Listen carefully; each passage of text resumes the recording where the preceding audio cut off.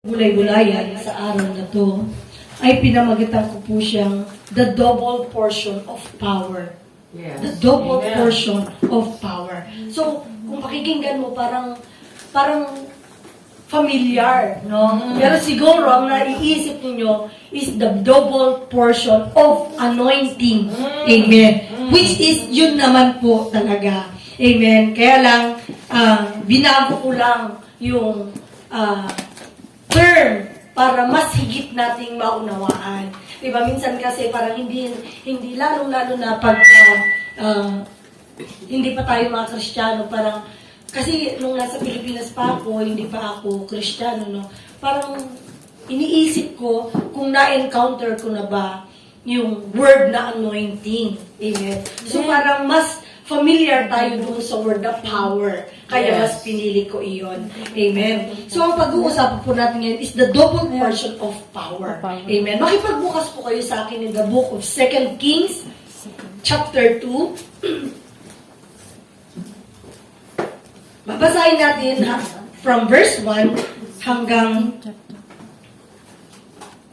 17. Mabilis lang naman ito, di ba? So, sige po, nakita na po natin. 2 Kings, chapter 2, verses 1 to 17. Sabay-sabay po natin siyang basahin. When the Lord was about to take Elijah up to heaven in a whirlwind, Elijah and Elisha were on their way from Gilgal. Elijah said to Elisha, "Stay here, the Lord has sent me to Bethel." But Elisha said, "As surely as the Lord lives and as you live, I will not leave you." So they went down to Bethel. The company of the prophets of Bethel came out to Elisha and asked, "Do you know that the Lord is going to take your master from you today?" "Yes, I know," Elisha replied, "but do not speak of it." Then Elijah said to him, "Stay here, Elisha. The Lord has sent me to Jericho." And he replied, "As surely as the Lord lives and as you live, I will not leave you." So they went to Jericho. The company of the prophets of Jericho went up to Elisha and asked him, "Do you know that the Lord is going to take your master from you today?" "Yes, I know," he replied, "but do not speak of it." Then Elijah said to him, "Stay here. The Lord has sent me to the Jordan." And he replied, "As surely as the Lord lives and as you live, I will not leave you." So the two of them walked on. 50 men of the company of the prophets went and stood at a distance facing the place where Elijah and Elisha had stopped at the Jordan. Elijah took his cloak, rolled it up, and struck the water with it. The water divided to the right and to the left, and the two of them crossed over on dry ground. When they had crossed, Elijah said to Elisha, "Tell me, what can I do for you before I am taken from you?"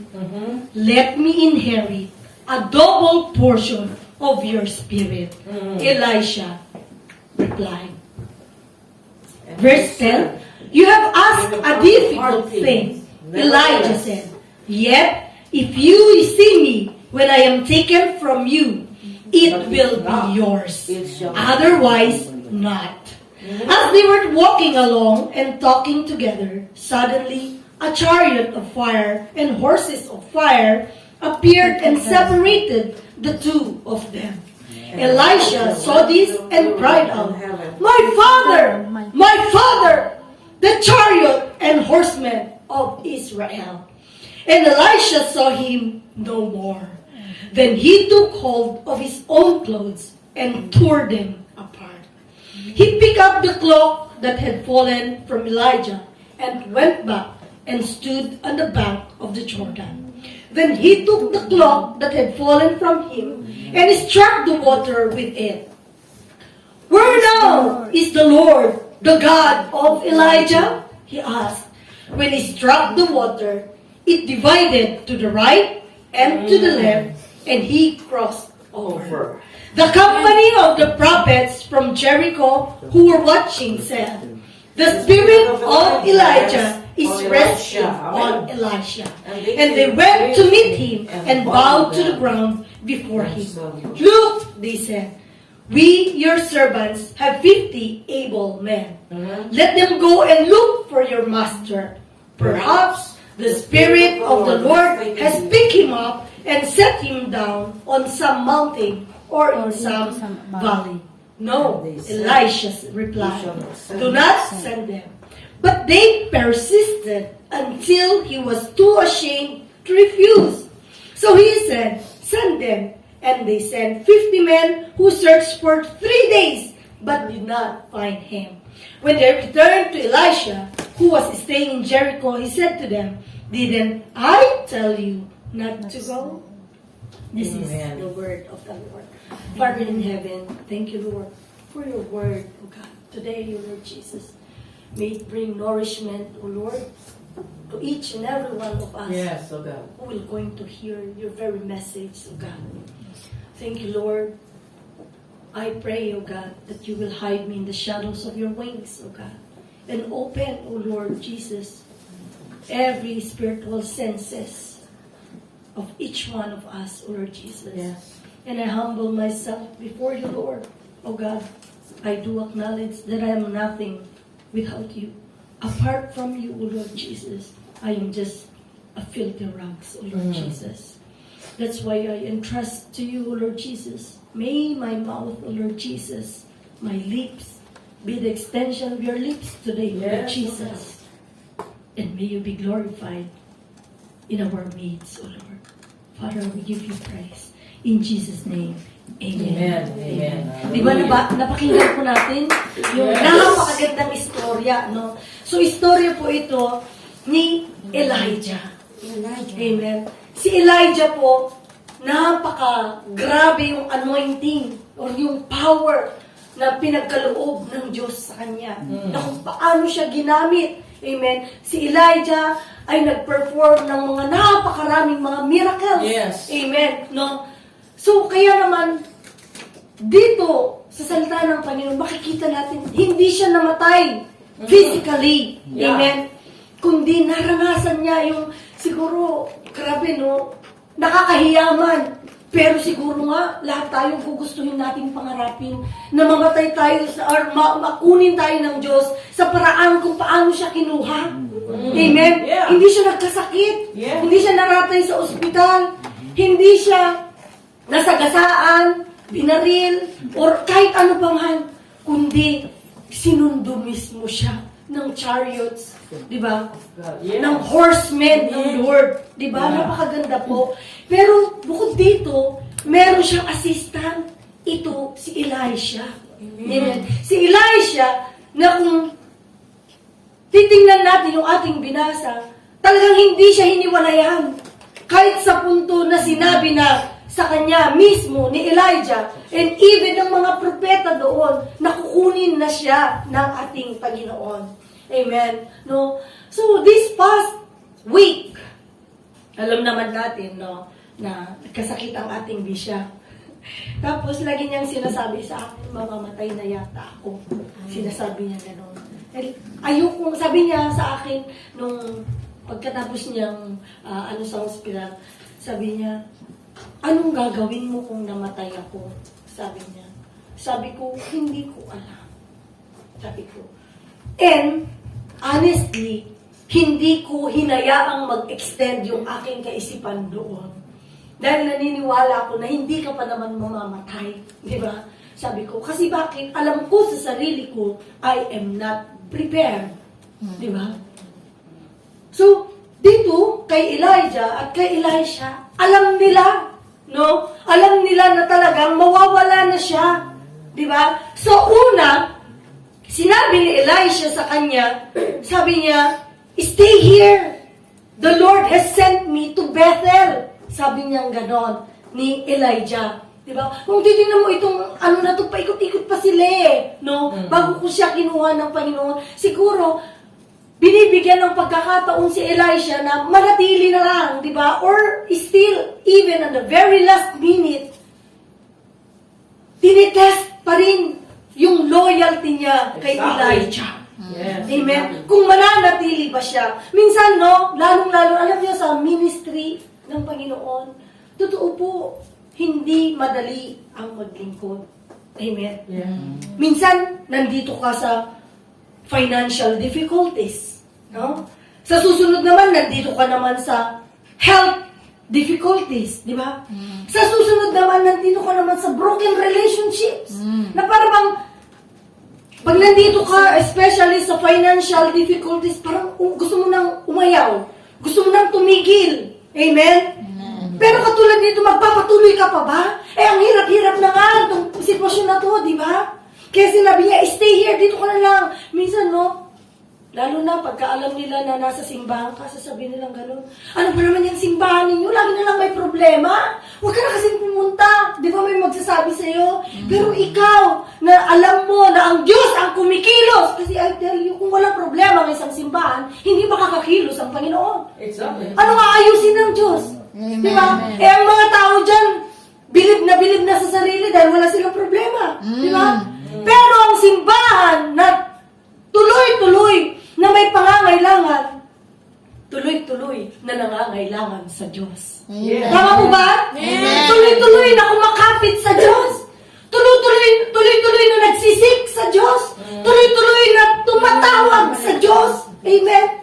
Dahil ang tao, pag walang pangangailangan, nakakalimot ng tumawag sa Diyos. Exactly. I have my possession, meron akong 1.5 million sa bangko, may sarili na akong bahay, may sasakyan na ako, nakapagtapos na ang mga anak ko.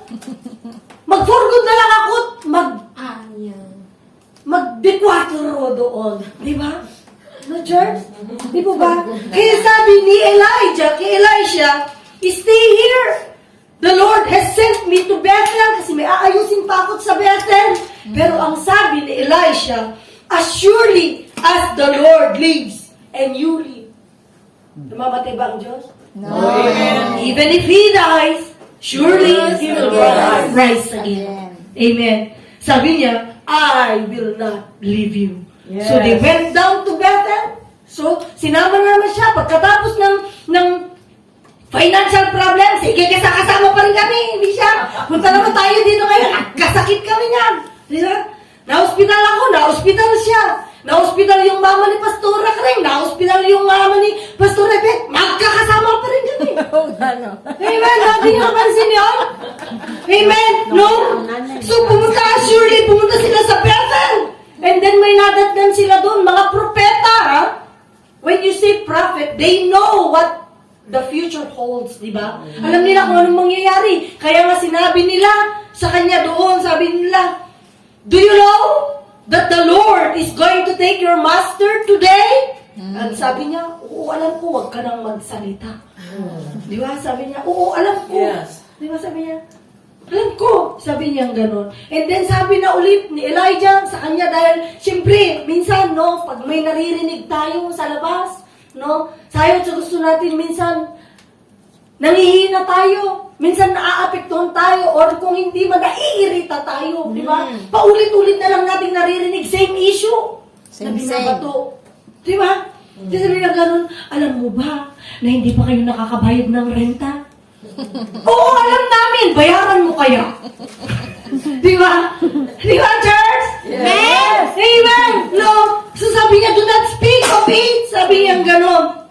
And then, sabi na naman ni Elijah, sabi na naman ni Bishop, ano, itigil na ba natin to? Hindi, Bishop, laban lang. Diba? Sure? Hindi, Bishop, laban lang. So sabi gano'n na naman ni Elijah, dito ka lang. Sabi niya, Elisha, the Lord has sent me to Jericho. Pupunta na naman tayo dito. Ano naman kayang susunod na problema dito? No, Bishop, nagturo tayo ng tithes na wala ang mga tao. Problema na naman. Amen na, church. Magpapatuloy pa ba tayo? Amen. Sabi ni Bishop, ano sa tingin nyo? Oo, Bishop, magpapadala ulit ang Diyos ng ginto. Amen. Amen. Amen. Nakapulot si Bishop 12 grams, may pinangbayan, pinang-uwi kami. Amen, church? Tama po ba? Amen. Kung sabi niyang ganun, last minute yun ha, 2 days bago siya mag-flight, wala pa siyang ticket. Nagpadala ulit ang Diyos. natahimik na naman ang mga propeta. Amen? No? So sabi nga ganun, so the company of prophets of Jericho went up to Elisha and asked him, ayan na naman, pumunta na naman sila. No? Pastora Jane, Pastora Crane, Pastora Beth, paano yan? Kailangan daw natin pagsamasamahin ng mga sahod natin. Kaya ano, tapos sabi nilang ganun, alam namin manahimik ka kung gusto mo, idugtong mo yung sayo. Exactly. Amen? Church, so sabi niya ganun, pumunta sabi niya ganun, yes, I know, but do not speak of it. Yeah. Amen? Do not speak of it. Huwag ka nang magsalita kung pampagulo ka lang naman. Ang mahirap, marami kang sinasabi, wala ka namang binibigay. Amen. Exactly. Tama po ba? Amen. Tama? Chinichismis mo ang simbahan, pero nung tinanong ka kung anong church mo, yung church ang sinasabi mo, no? Tama po ba yan? Tama? Wala na akong ganun. Wala na dito yun, pero tanungin mo anong church niya, sasabihin niya New Living. Malayo na siya. Hallelujah! Give praise to our Lord. Amen. Amen. So, pumunta ulit sila ng Jericho. Sabi niya ganun. Sabi ni Elijah uli, makulit no, makulit din si Elijah, makulit din si Elisha. Sabi na naman ni Elijah kay Elisha, stay here. Sabi niya, panibago na naman to. Pinapapunta ako niyang Lord sa Jordan. Ito ang paborito kong parte. Pinapapunta ako ng Lord sa Jordan. Pinakamahirap na to. Pinakamahirap. Yung Jordan na to. Amen. And he replied, sabi ganun ni Bishop, o paano na to? Saan tayo naman ngayon? Naubos na yung 12 grams na ginto. Pag nakabalik ako, nakapangutang pa ako. Paano na to? Bayaran na! Lahat ng ginamit. Amen. Ano? Hanggang dito na lang ba tayo? No. Amen. And then sabi na naman ni Elisha, sabi niya, as surely as the Lord lives. Yeah. Diba? Hanggat buhay na Diyos ang aking pinaglilingkuran. Yes. I will not leave you. Amen. Kung buhay ang Diyos, may magagawa siya. Amen. Yeah. Kung patay, wala siyang magagawa. Exactly. Kaya kung ako sa inyo, ang Diyos na buhay ang paglingkuran nyo. Exactly. Hindi Yes. ang Diyos na patay. Praise the Lord. Yes. Dahil ang Diyos patuloy siyang kumikilos sa buhay natin. Amen. Amen. Hallelujah. Amen. And then sabi niya ganon, 50, ito na ang 50 of the company of prophets, dumadami. Nag-ipon-ipon sila sa labas. Para sama-sama. Mas malakas ang boses nila. Sabi niya, 50 men of the company of the prophets went and stood at a distance. Ayan na. Pinapanood nila kayo niyan. Sabi, basahin nyo kasi. Ako ang nagsasabi, basahin nyo. Ito, verse 7. 50, may 50 na ba? 50 men of the company of the prophets went and stood at a distance facing the place. Pinapanood nila kung saan tayo pupunta. Tingnan mo kung may live pa ngayon. Baka wala na. Amen? Sabi niya gano'n, facing the place where Elijah and Elisha had stopped at the Jordan. Bakit sila tumigil? Eto na eh. Yes. Tubig na yung hinaharap nila, church. Wala na, malulunod na sila yan. Sabi Wala nila. ka ng kawala. Amen. Wala na silang malakaran. Wala na silang malikuan. Wala na silang maikutan. Amen. Tubig na yung hinaharap. Diba, church?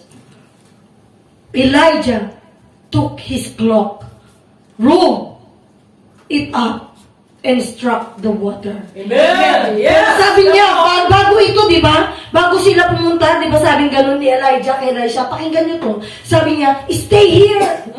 The Lord has sent me to Jordan. Bakit sinabi ni Elijah kay Elisha, na dito ka na lang dahil pupunta ako sa Jordan? Sabi ko, Lord, paulit-ulit lang naman yung naging conversation nila. Lagi niyang sinasabi, stay here. Pero iba na to eh. When you say Jordan, it is water. Kung titingnan mo, it is very reasonable na sasabihan ni Elijah, si Elisha, na dito ka na lang. Kasi bakit? Kung babasahin natin dito, di ba sabi niya ganun dito, sabi niya, Elijah took his cloak, rolled it up, and struck the water with it. So the water divided to the right and to the left, and the two of them crossed over on dry ground. So, nakalakad lamang sila doon sa Jordan dahil si Elijah, in-struck niya, na-divide yung tubig. Yeah. Kaya sila nakalakad sa dry ground. Ngayon, isipin nyo let's try to analyze this. Kung isasama ni Elijah, si Elisha, na dumaan doon sa Jordan, at pag sila'y nakalagpas sa Jordan River, at kinuha ng Diyos si Elijah, maiiwan si Elisha. Exactly. So kaya sinabi ni Elijah kay Elisha, dito ka na lang. Kasi baka hindi ka na makabalik eh. Aha. Mawawala na ako, kukunin na ako ng Diyos. Paano ko pa i-divide yung Jordan River para makabalik ka? Di ba? Do you get it? Yeah. Amen? Kaya sinabi niya, itong si Elisha, makulit siya, hindi siya. Sasamahan ka namin. Sasamahan ka namin, Bishop. Malalagpasan natin to. We will going to cross over. Amen. Amen? Mhm. Lahat ng laban, ikaw ang tagumpay. Walang imposible sa ating Diyos ng buhay. Ito, sumama pa rin si Elisha without even thinking kung paano siya makakabalik doon. Exactly. Amen, church? Di ba? Isn't it good, church? Yeah. Pero yung 50 na kasama ng mga propeta na natili silang dumistansya, patay. Bayaran na to, dumistansya na tayo. Di ba, church? Exactly. Dumistansya na tayo, panuorin na lang natin kung paano nila masosurvive or paano sila malulunod. Minsan, they are prophets. Mhm. Take note, they are prophets. Amen. Pero they did not go. Hindi sila sumama. Kasama sila, pero hindi sila sumama. Dinistansya nila ang kanilang sarili at nanunood lang sila. Alam niyo yun? Yung nakapasok ang isang paa, nakalabas ang isang paa. Ano man ang mangyari, pag nakita ko, lumabas yung hinihintay nila, kasali ako. Di ba? Pero kung wala pa at bayaran niya, ay hindi ako kasali. Di ba, church? Ang ganda, di ba? Ang ganda-ganda nito, di ba? Yeah. So you should know, we should be aware that someone is watching you. Yeah. Di ba? Even sa literal na buhay, subukan mo magpa-deliver ng bagong refrigerator, nakadungaw ang kapitbahay mo. Amen? Tinitignan kong ilang inches. O subukan mo rin, may nakamotor, naka-helmet na nasa harapan ng bahay mo, sabihin nila, bayaran na naman! Bombay na naman! Di ba? Someone is always there, watching you, watching your success, also watching and waiting for your failures. Amen. Amen? No, church? So, hindi na pala ito bago. Di ba? Noon pa man, marami ng marites. Di ba? Biruin mo yun, 50 men of the company of the prophets, though hindi naman nila naiintindihan or nalalaman yung totoong nangyayari, nakamasid sila. Amen? So, ang nangyari dito, when they had crossed, Elijah said to Elisha, eto na. Ito ang napakasarap pag dumating yung panahon. Sasabihin ng Lord sa atin, after everything that had happened, sasabihin ng Diyos, what can I do for you? Amen. Come on. Say it Ang again. sarap. Diba, pag tumawag ka sa Diyos, sasabihin ng Lord, yes, my child, what can I do for you? Amen. Hallelujah, Jesus. Yes. Praise your name. Diba, church? What can I do for you? Mm. Diba, sabi sa kanta, saan nanggagaling ang tulong ko? Panginoong Jesus, ako ay dinggin mo. Diba? Pag sinabi ng Diyos, what can I do for you? Alam niyo ba, kaninang madaling araw, aga-aga, 5:30 a.m. nanaginip ako. Pero alam ko hindi pa naginip. Ang Diyos, nangungusap siya. Biglang, naramdaman ko kaya alam ko hindi ito panaginip o hindi kumilos mismo ang Diyos. Amen. Sabing ganun ng Lord. Sabing ganun ng Lord. From the crown of your hair to the sole of your feet, in and out of your body, you are healed. Amen. And then humirit ako sa Diyos. Kasi sabi ng Lord, what can I do for you? Humirit ako sa Diyos. Sabi ko, Lord, sabi mo, to whoever we lay our hands will also be healed. Amen. Kaya bigla akong inikta ka, naramdaman mo yung Bishop, in-extend ko yung kamay ko sa iyo. And I also pray for my Bishop, for our Bishop. Tapos, naramdaman ni Bishop yung kamay ko, hindi lang niya, kaya sabi ko, she received. Diba? She received. Yes. Sabi ko, thank you, Lord. Kaya pinakikaramdaman ko yung sarili ko ngayon. Hindi yung ba nakikita, sinusubukan ko kung hanggang saan yung kaya kong abutin ngayon na nota. Pero hindi ako nahirapan. Yes. Thank you, Lord. I am healed. Masarap, church. Pagka sinabi ng Diyos sa'yo, ayaw mo ba yun? Amen. Anong pangangailangan mo ngayon? Di ba? Lay your hands to her. Anong pangangailangan mo ngayon? Lay Sabi your ganun hands ng not Diyos. on him. Lay your Anong pa yung hands kailangan mo ngayon? Get it? Sabi ganun ng Lord. Can you feel that? Can you feel You're that? healed. Amen. Oh, God. Jesus. Alam mo yan. Oh, hallelujah. Thank you, Lord. I can feel the power of God releasing. Diba, sabi ganun ng Lord, what can I do for you? Amen. Yes. What can I do for you? Believe and you will receive. Amen. Amen. Kung ako tinanggap ko, bakit hindi ikaw, di ba? Mm. Oh God. Thank you. Thank you, Jesus. Hallelujah. Di ba, church? Wala ba kayong kailangan sa Diyos? Shama lahat. Ang dami, Alam oh. ko ano. Sa Diyos. Ang dami. Sige, pipikit kayo din yung makuha yan. Hallelujah, Jesus. Come Oh on, God. release it. Lord, release it. Oh, Lord. This is a prophetic. Oh God. This is the first time na Heal, gagawin ko. heal. Yes, oh God. Oh, Release of hallelujah, God. Jesus. Hallelujah. Breakthrough. Breakthrough. Sabi ko rin ng Lord, what can I do for you? Ura na babayan da shande. Oh God, thank you. Thank you for the visitation, oh God. Yes, oh God. Oh Lord. Oh God. As you have done to Elisha. Today, oh God. Today, oh Lord Jesus. Not tomorrow. Yes. Not next week. Yes, oh God. Not next year. Today is the day of salvation. Oh, Messiah, ya kondo sondo. Oh, hallelujah, Jesus. Oh, the Spirit of God is here. Oh, ya kondo ya kando sondo. Yes, Lord. Oh, ya sondo. The devil is a liar. Siya babayan The devil is a liar. Get lost. Get lost, devil. You're a liar.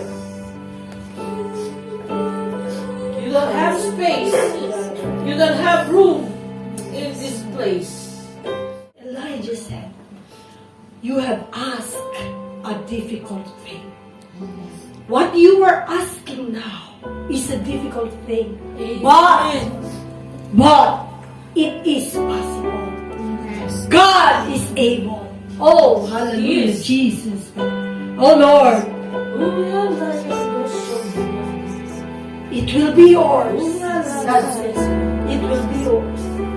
Shalom, Go ahead. Go ahead. Pouring out. He's pouring out. Thank you, Lord. Oh, Jesus. How could I? Yes, by faith.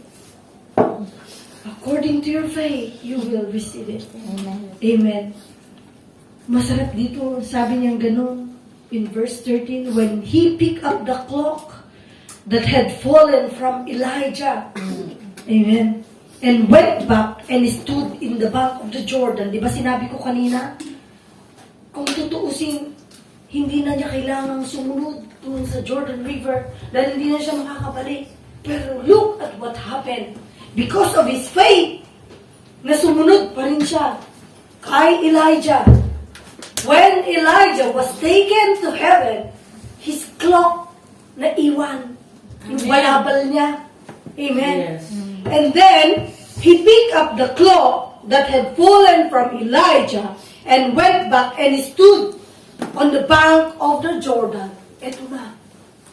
Then, he took the cloak that had fallen from him and struck the water with it at sinabi niya, "Where now is the Lord of Elijah?" Kung kayang gawin ng Diyos sa buhay ko, kung kayang gawin ng Diyos sa buhay ni Bishop, kayang gawin ng Diyos sa buhay ninyo. Amen. According to your faith. Amen. Where now is the Lord, the God of Elijah? He asked. When he struck the water, it divided. The same. To the right and to the left. Yeah. Amen. At alam niyo, pagkatapos po nito, yung mga ginawa ni Elijah, kumpara sa ginawa ngayon ni Elisha, It's a double, sobra. yes. It is a double power. Kung sasaysayin natin lahat yon, hindi mauubos ang maghapon. Kaysa susunod balik kayo, tatalakayin ulit natin yung mga Yes. ginawa ni Elisha. Amen. And since it is Mother's Day, we are patuloy natin inaalala yung araw ng ating pagiging ina. Amen. I'm sure you need the double power from God para gampanan ang pagiging isang ina. It's a funny thing dahil hindi ko naisip na ako ang magpipreach for Mother's Day. Amen. Eh, wala naman akong anak. Biologically, wala pa ako anak. Wala pa, ibig sabihin magkakaroon ako. Oh God, thank you Lord. No? So, ang nakakatuwa po, tingnan ninyo when God planned for it, when God designed for it, talagang everything will fall into places. So, this week, or last week, I think 2 weeks already, no, dati, ang aking trabaho lamang is cooking and cleaning. Wala na. May baby pero hindi ako toka. Pero itong nakalipas na 2 linggo, naranasan kong maging ina-inahan. Amen. Dahil nagsimula na akong mag-alaga ng 1-year-old na baby. No.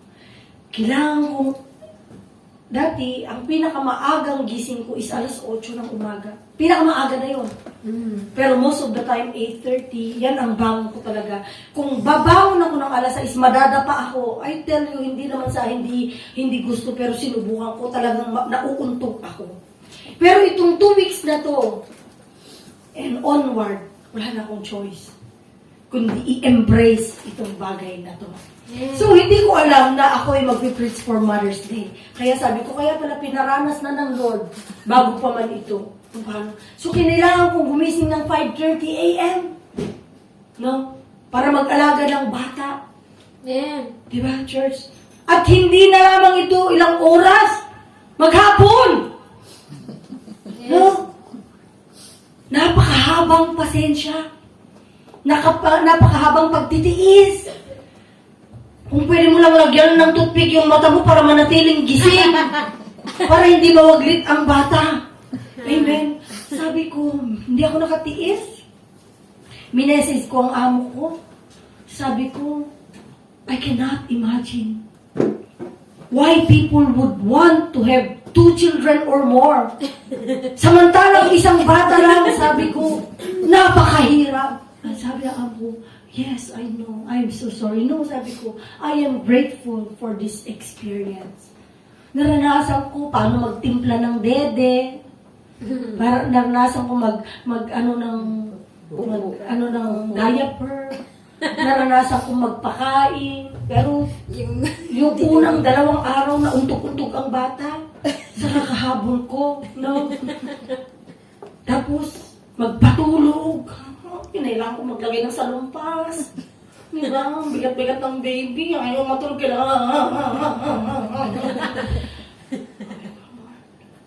Pero pinaranas lang yun sa akin.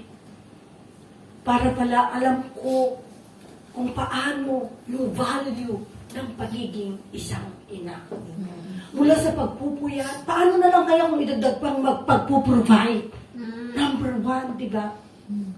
Magpuprovide ka para sa batang yun. Ginarga mo na siya ng 9 months, di ba? No? Alam niyo, may kwento ako. Sabing ganun ng may mag-girlfriend and boyfriend. Ay, gusto niyo itong topic na ito, yun na. Sabing ganun ng girlfriend doon sa boyfriend niya. Bakit 3 araw kang hindi nagpakita sa akin? Nagtatampo ako sa iyo. Sabing ganun ng girlfriend. Tapos sabing ganun ng boyfriend. Talaga? Sabi niya gano'n. Nagtatampo ka sa akin? Oo. Sabi gano'n ng girlfriend. Sabi gano'n ng lalaki. Sige, maghiwalay na lang tayo. Sabi gano'n ng lalaki. Sabi ng babae, bakit? Aba, 3 araw mo lang akong di nakita. Nagtatampo ka na. Ang nanay ko nga, 9 na buwan niya akong di nakita. Nasa tiyan niya ako, hindi nga siya. Nagtampo sa akin. Di ba totoo yun eh, no? 9 na buwan, nakarga-karga mo, hindi mo nga nakikita eh, di ba? Tapos may magtatampo lang sa'yo dahil hindi ka na, ganun dapat. Ay, naman may jowa dyan sa Amen. Ang nanay ko nga, 9 na buwan niya akong hindi nakita, bago niya ako nakita, hindi nga nagtampo sa'yo, natatampo-tampo ka. Kaya ano, pero kidding, ano, di ba totoo? Pero biro, napakahirap. I salute. Sabi ko nga, I salute every mother. Sabi ko, yung takot ko noon, na maging isang ina, parang nadoble pa ngayon. Di ba, no? Pero I know it is a privilege. It is a blessing para sa bawat ina na maranasan yun. Amen. Nakakatuwa pala. Yung biglang may gaganon sa'yo. Gaganon yung bata sa'yo. O kaya kabisi-bisiyam. Alam niyo, sa totoo, mas pagod pa ako nung hindi ako nag-aalaga ng bata. Kasi bakit? Yung tuwa ko, yung aliw ko, parang nawawala pala. Totoo pala yun. Lalo na siguro pag totoong anak mo, no? Na yung bising-busy ka sa kusina, ang dami mong iniisip, ang dami-daming mong Judith. Tapos may gagano sa'yo, Tiyah! Yan, no? Nakakatuwa, no? Diba, church? Tapos yung may hihila-hila rin, hindi ka nga makalakad na hihila-hila niya. Tapos kakagatin pa yung binti mo, no? Yung nawawala yung privacy mo sa toilet kasi hindi ka makano dahil bubuklatin niya talaga yung tulog. Walang privacy dito. Kailangan kung nandiyan ka, nandiyan din siya. Amen. Kasama mo sa toilet. Yung matulog siya, kailangan talaga, grabe sabi ko. And then I remembered, pasadaan ko lang gawin kong 5 minutes, the story of Hannah. Amen. When he prayed, di ba sabi kanina, kaano pa rin ang tinuro kanina, sabing ganun ni Elijah, you have asked for a difficult thing. Kung alam nyo, yung nanay ni Samuel, amen? Hindi yung kapitbahay yung Samuel dito, ano? Sabi niya, in 1 Samuel chapter 1, amen? Si Hannah ay sinarado ng Diyos ang kanyang bahay bata. Amen?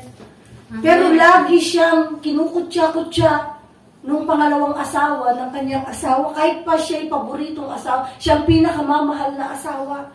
Amen. Pero she longed for a child of her own. Amen. At tumangis siya sa Diyos. Di ba minsan, no? Kahit alam natin na, ito yung dinestin ng Diyos sa'yo, pero pag wala kang tigil sa pag-asa, Lord, amen, pinagbigyan siya ng Diyos. Amen. Kaya whatever it is sa buhay mo, na iniisip mo ngayon na imposibleng mapagtapos mo yung mga anak mo, imposibleng mabigyan mo pa sila ng magandang kinabukasan, imposible na kakayanin mo bilang, sino yung mga single mom dito? Single mom. O diba, hindi kayo nag-iisa? Diba, church, no? Kami para na rin kaming single mom. Amen. Minsan may pinapatuition kahit wala kaming anak. Di ba? No? Minsan may pinapadalhan ng allowance. Di ba? Kahit wala kaming anak. Amen, no, church? Pero katulad ni Hannah, humugot siya ng pag-asa sa Diyos. Yes. Amen. Sabi ganun dito ni Hannah, no? In bitterness of soul, Hannah wept much and prayed to the Lord. And she made a vow. Ito ang masarap kasi kay Hannah.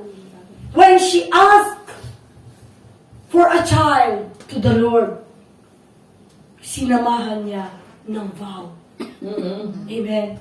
He made a vow, saying, O Lord Almighty, if you will only look upon your servant's misery and remember me, and not forget your servant, but give her a son, then I will give him to the Lord for all the days of his life. Amen. So bilang isang ina, no? Minsan baka ang pinaplano lamang natin, yung kinabukasan ng anak natin, yung makapagtapos siya ng medisina, makapagtapos siya bilang teacher, makapagtapos siya ng inyero, makapagtapos na piloto, ganyan-ganyan, no? But first things first, church. Offer him or her to the Lord. Amen. Dahil yun ang pinaka-the best na magagawa mo para sa anak mo. Yung lumaki siya, fearing God, na may Diyos sa buhay niya. Amen.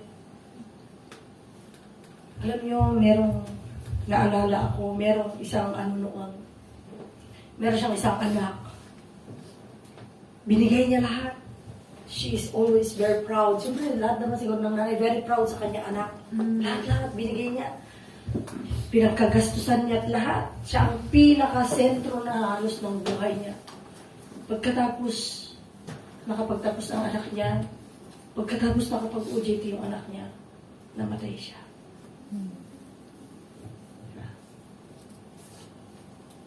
Nabigo siya sa mga pangarap niya. Kasi pangarap niya yun eh. Para sa sarili niya, para maging proud siyang proud na di ba? Pero kung ang pangarapin mo is yung pangarap ng Diyos para sa anak mo, dahil ang mga anak po ay ipinagkatiwala lamang ng Diyos sa inyo para pangalagaan, para in-nurture, amen, i-equip sila. Kasi sabi niya dito, when dumating yung time na kailangan nila muli para manalangin, sabing ganoon ni Hannah doon. Sabi niya, when the man Elkanah went up with all his family to offer the annual sacrifice to the Lord and fulfill his vow, Hannah did not go. She said to her husband, after the boy is weaned, I will take him and present him before the Lord, and he will live there always. Diba? Kung ang anak mo, unang-una, inilapit mo sa Diyos. Siyempre, hindi mo may lalapit yung anak mo sa Diyos kung ikaw mismo hindi malapit sa Diyos. Tama? Amen. Kaya tayo bilang mga magulang, maging magandang ehemplo tayo sa ating mga anak. Yes. Hindi na magiging mahirap siguro yun, no? Kasi, di ba, sabi nga, sa tahanan, sa tahanan, unang natututo ang ating mga anak. Hindi sa paaralan. Amen. Amen? Tayo ang unang nagtuturo sa kanila. Unang nagturo para lumakad, unang nagturo para magsalita. Amen? Kaya masakit sa isang magulang dahil kapag naturuan mo ng magsalita ang anak, nagsasalita na silang masakit sa'yo. Tama po? Masakit yun, di po ba? Kaya nga bilang mga magulang, maging ehemplo tayo sa kanila, turuan natin sila ng mainam. At yun, dahil sabi nga sa salita ng Panginoon, train your child while they are young. Dahil pag malaki na sila, saka mo sasawayin, hindi na sila makikinig. Amen? Kaya, church, bukod dito, sabing ganun ni Hannah, nung dinala na niya ang kanyang anak, ibinalik niya sa Diyos. He took the boy with her, young as he was, along with a 3-year-old bull. Di ba? Nagsama pa siya ng sacrifice. Ibig sabihin ng offering. Amen? So when we offer our children to the Lord, sigurado ang Diyos ay malulugod. Amen? And when we know that God is the center, siya pa rin, di ba, naalala nyo kahit si Abraham, yung anak niya, in-offer niya, di ba, sa Panginoon. Amen. And then, ito si Hannah, tingnan ninyo, dati baog siya, pero nagkaroon pa siya. After she offered yung first child niya sa Diyos, pinagkalooban pa siya ng Diyos ng mga sumunod. Amen. Kaya whatever we offer to the Lord, do not think na it is a waste, church, but it is a seed. binhi pa iyon para pagkalooban pa tayo ng Diyos ng mas marami. Amen. Amen. Kaya sa araw na to, we just want you to know that you are valued. You are loved. Saludo po kami sa inyo. Amen. Sa Yes. katatagan, sa lakas, amen, sa tapang, lalong-lalo na sa katapangan ninyo, lalong-lalo mga single mom, no? Hindi biro ang mag-alaga ng mga anak. Pero mo yun, no? Iniisip-isip mo siya talaga. Ako, aso nga lang ang anak-anak ko ngayon, iniisip-isip ko siya. How much more pa kaya, no? Yung galing sa'yo, your own flesh and blood. Amen, church. Kaya, hayaan yung handugan namin kayo ngayon ng isang awitin. Church. Amen. Para po sa mga nanay,